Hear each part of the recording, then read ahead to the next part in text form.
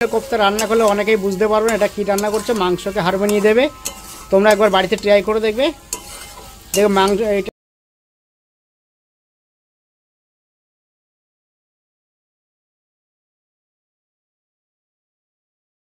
নমস্কার বন্ধুরা, আজ দেখো অনেকদিন পরে আমি চলে আসলাম তোমাদের একটা রেসিপি নিয়ে। আজ করব সয়াবিনের কোপ্তা। চলো বেশি কথা না বলে চলো সয়াবিনের কোপ্তার রান্নার রেসিপিটা তোমাদেরকে দেখাই। বন্ধুরা, আমি সয়াবিনের কোপ্তা করার জন্য আমি এক বাটি সয়াবিন আমি আগে থাকতে অফ ক্যামেরায় সেদ্ধ করে নিয়েছি। আর দেখো ওইভাবে সেদ্ধ করে নিয়েছি। এবার আমি এটাকে মিক্সার করে নেব।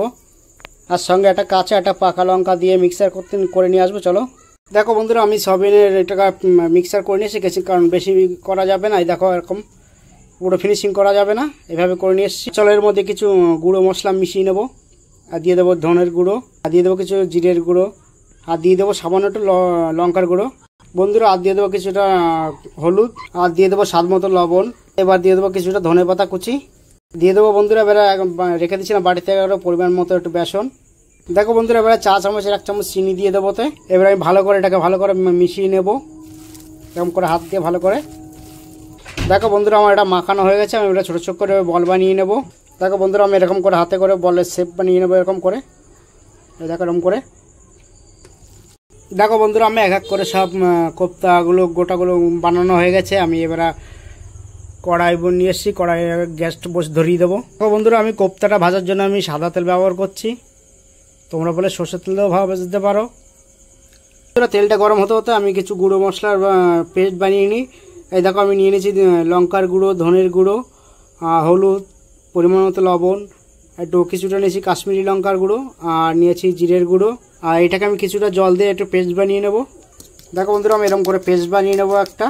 দেখো বন্ধুরা, আমার পেস্টটা বানানো হয়েছে। কারণ পেস্টটা বানিয়ে নিয়ে তাহলে হয় কি, যে লঙ্কাটা মশলাটা তেলের মধ্যে দিলে পুড়ে যাওয়ার কোনো চান্স থাকে না। আর নিয়ে নিয়েছি দেখো টক দইটাকে ফাটিয়ে নেবো ভালো করে। আর নিয়েছি আদা রসুন পেস্ট, নিয়েছি টমেটো কুচি, জন্য নিয়েছি ধনে পাতা কুচি। আর এদিকে আমার তেলটা প্রায় গরম হয়ে এসছে। দেখো বন্ধুরা, আমার তেলটা গরম হয়েছে। আমি এক এক করে কোপ্তাগুলো দিয়ে দেবো। দেখো বন্ধুরা, আমি সব কোপ্তাগুলো দিয়ে দিলাম। আমি তেলের পরে ভেজে নেবো আস্তে আস্তে করে নিয়ে। দেখো বন্ধুরা, কোপ্তাগুলো আমি পুরো লাল লাল করে ভেজে নেবো। দেখো বন্ধুরা, আমার কোপ্তাটা পুরো ভাজা হয়ে গেছে। চলো এবার কড়াইয়ের মধ্যে যতটা তেল আছে তেলটা কিছুটা কমিয়ে নেব। দেখো বন্ধুরা, কোপ্তা ভাজার মধ্যে আমি এবারে দিয়ে দেবো কিছু ফোড়ানোর জন্য গোটা জিরে, একটা গোটা শুকনো লঙ্কা, 2-3টে এলাচ, আর দারচিনি, আর 2টো লবঙ্গ দিয়ে দেবো। এক বন্ধুরা, এবার এর মধ্যে দিয়ে দেবো টমেটো কুচিগুলো। বন্ধুরা, দিয়ে দেবো আমি 2 চামচ আদা রসুন পেস্ট। এবার আমি কিছুটা নাড়িয়ে নেব ভালো করে। দেখো বন্ধুরা, আমার আদা রসুন পেস্টের কাঁচা গন্ধটা বেরিয়ে গেছে। আমি এবার দিয়ে দেবো সব মশলাটা কত সুন্দর কষানো হয়ে গেছে। আর মশলা কষাতে তোমাদের আমি এটা কিছু কথা বলি বন্ধুরা। দেখো বন্ধুরা, আমি যে মোবাইল থেকে ভিডিও করি সেই মোবাইলটা আমি আমার কাজের ওখানে নিয়ে যাই, কারণ আমাদের বাড়িতে একটাই ভালো ফোন।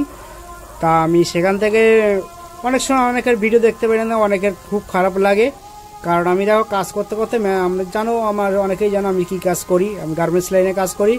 কারণ ওই মেশিনে কাজ করতে করতে ভিডিও দেখা সম্ভব হয় না। কারণ আমাদের যদি একটা মাল কেটে যায় তার জন্য আমাদের ডেবিট দিতে হয়, অনেক টাকা ডেবিট দিতে হয়। যার জন্য মোবাইলে কোম্পানিতে বসে মোবাইল দেখতে পারি না। যার জন্য বাড়ি এসে যখন সময় পাই তখনই তোমাদের আমি ভিডিও দেখি। তা বন্ধুরা, রাগ করো না এরকম হলে। আর দেখো আমি যখনই টাইম পাই তখনই তোমাদের আমি ভিডিও দেখি। আর এদিকে দেখো আমার মশলাটা কত সুন্দর কষানো হয়ে গেছে। আর এই দেখো সেই ভেজে রাখা কোপ্তাগুলো আমি দিয়ে দেবো। এবারে ভালো করে নেড়ে দেবো আমি ওর মধ্যে, মশলার মধ্যে। আর বন্ধুরা, এইভাবে সয়াবিনের কোপ্তা রান্না করলে অনেকেই বুঝতে পারবেন এটা কী রান্না করছে, মাংসকে হার বানিয়ে দেবে। তোমরা একবার বাড়িতে ট্রাই করে দেখবে, দেখো এটা একবার খেলে মাংস খেতে ইচ্ছা করবে না। এবার আমি হালকা পরিমাণে একটু জল দিয়ে দেবো। দেখো বন্ধুরা, আমার 10 মিনিটের জন্য আমি ঢাকা দিয়ে দেবো। দেখো বন্ধুরা, 10 মিনিট হয়ে গেছে। আমি ঢাকাটা তুলে দেখবো। দেখো বন্ধুরা, কত সুন্দর হয়ে গেছে, পুরো বলের মতো মিষ্টি, চমচম মিষ্টি মতো ফুলে উঠেছে। বন্ধুরা, তোমরা একবার এরকমভাবে ট্রাই করে দেখবে বাড়িতে, মাংস খেতে আর ইচ্ছা করবে না একবার যে খেলে। বন্ধুরা, 1 চামচ চিনি দিয়ে দেবো এর মধ্যে। এবারে ফাটিয়ে রাখা সেই টক দইটা দিয়ে দেবো বন্ধুরা এর মধ্যে। এটা আমি দিয়ে দিলাম ভিতরে। দেখো বন্ধুরা, এবারে দিয়ে দেবো গরম মশলা। দেখো বন্ধুরা আমার হয়ে গেছে, আমি এবার দিয়ে দেবো 1 চামচ ঘি। দেখো বন্ধুরা আমার পনির কোপ্তার রেসিপিটা পুরো হয়ে গেছে, আমি এবার নামিয়ে নেব, তোমরা দেখতেই পাচ্ছ। দেখো বন্ধুরা আমার দই কোপ্তার রেসিপিটা আমার হয়ে গেছে, আমি আর এই দেখো নামিয়ে নিয়েছি প্লেটে। আর গার্নিশের জন্য আমি একটা দিয়ে দিয়েছি সামান্য কিছু টক দই উপর থেকে ছিটিয়ে, আর কিছু ধনেপাতা, দেখতেই পাচ্ছ তোমরা বন্ধুরা। আমার এই দই কোপ্তা রেসিপিটা কেমন লাগলো, সয়াবিন দিয়ে বানানো। যদি রেসিপিটা তোমাদের ভালো লেগে থাকে তা লাইক, কমেন্ট, শেয়ার, সাবস্ক্রাইব করে আমার পাশে থাকবেন, আর বেল আইকনটি প্রেস করে দেবেন। আর যারা নতুন এসছো চ্যানেলে তাদেরকে বলবো সাবস্ক্রাইব করে আমার পাশে থাকতে, আর প্রচুর বছর শেয়ার করতে। আর পুরনো বন্ধুকে বলবো অসংখ্য অসংখ্য ধন্যবাদ যে আমার এখন পরিবারের পাশে থাকার জন্য। ধন্যবাদ বন্ধুরা।